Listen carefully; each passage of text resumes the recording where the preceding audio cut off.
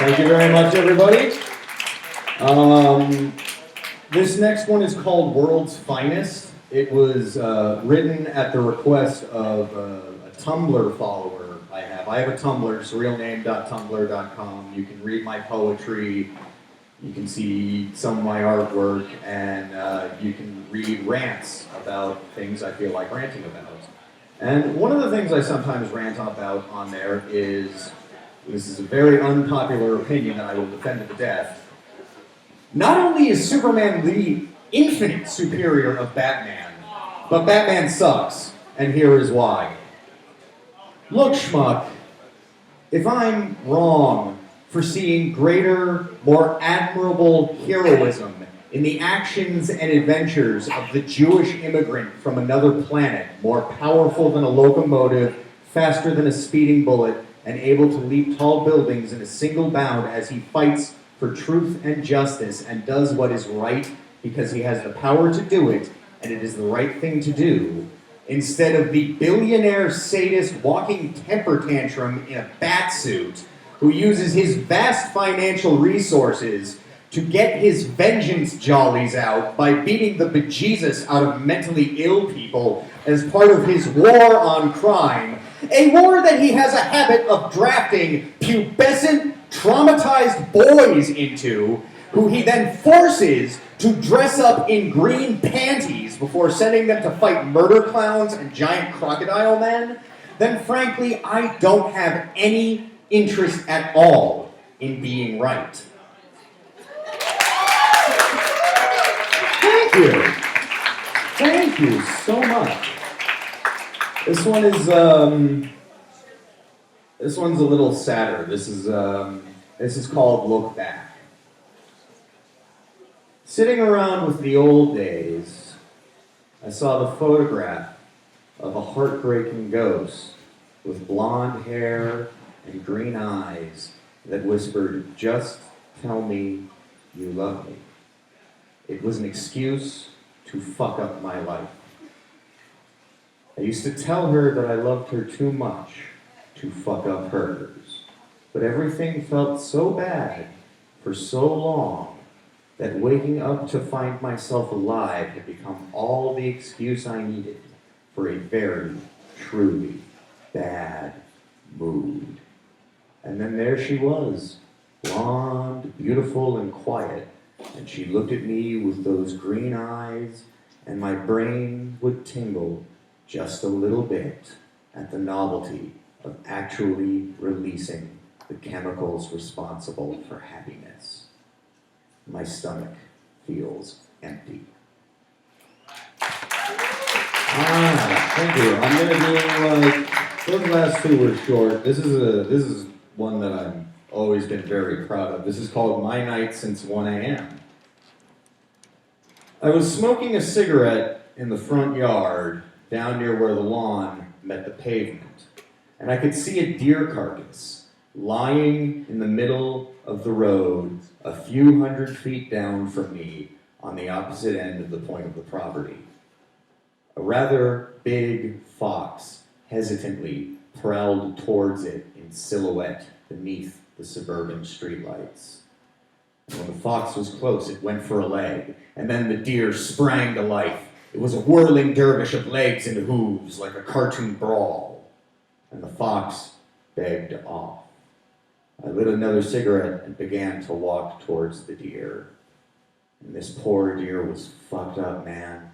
Stuck on its back, legs sticking in the air, blood coming out of its nose, ears, and anus in a slow trickle.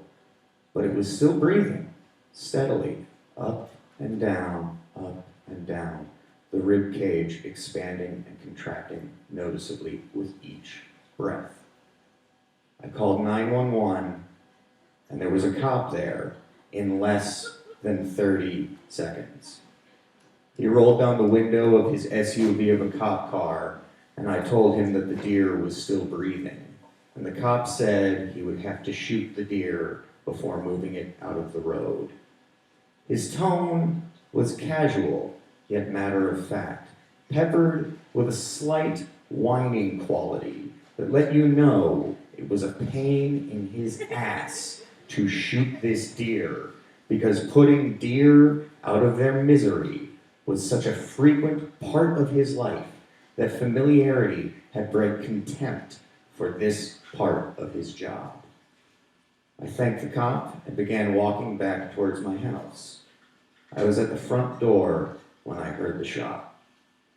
I went inside, rolled a modest joint, and the fox was struggling to pull the deer, a steady stream of deer juices and sundry viscera flowing from the open wound in its head, across the street when I went back outside to smoke.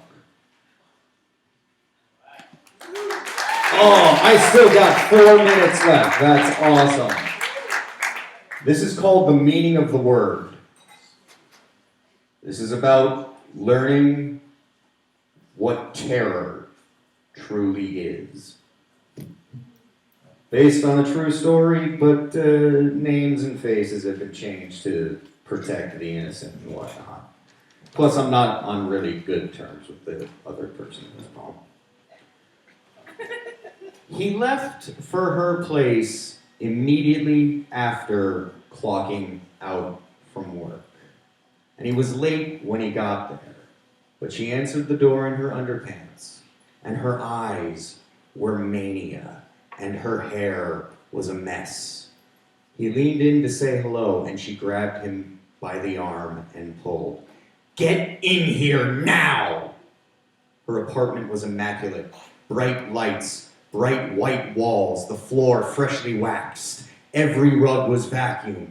Everything was clean. Clean in a way that made him feel filthy for standing there unshowered and wearing the same black jeans he'd been working in for the last 5 days straight.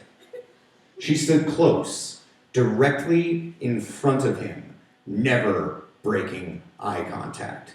"Do you see this?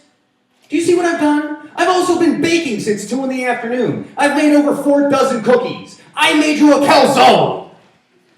Her eyes went wider and she grinned like murder. "I did this for you, you prick. This is what you do to me. I cook, I clean, I enjoy this. I hated this stuff with every bit of my soul before I ever met you. This is what you've done to me. You have made me domestic.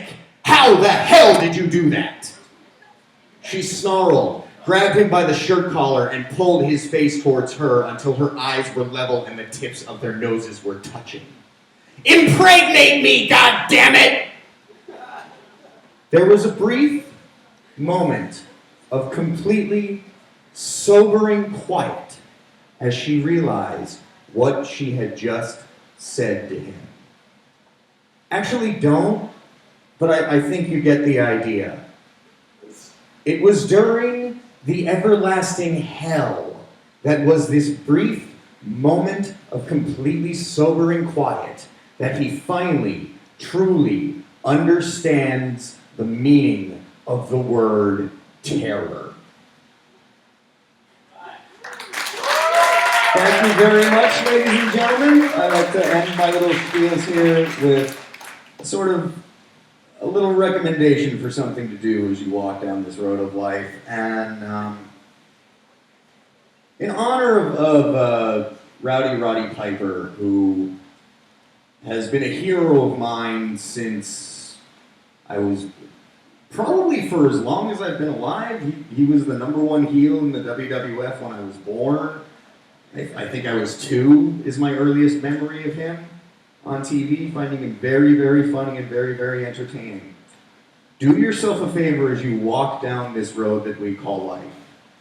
Go on YouTube and look up Rowdy Roddy Piper's old promos, his appearances on Tuesday Night Titans. Go watch his movie They Live, which is a brilliant piece of cinema created by the great John Carpenter.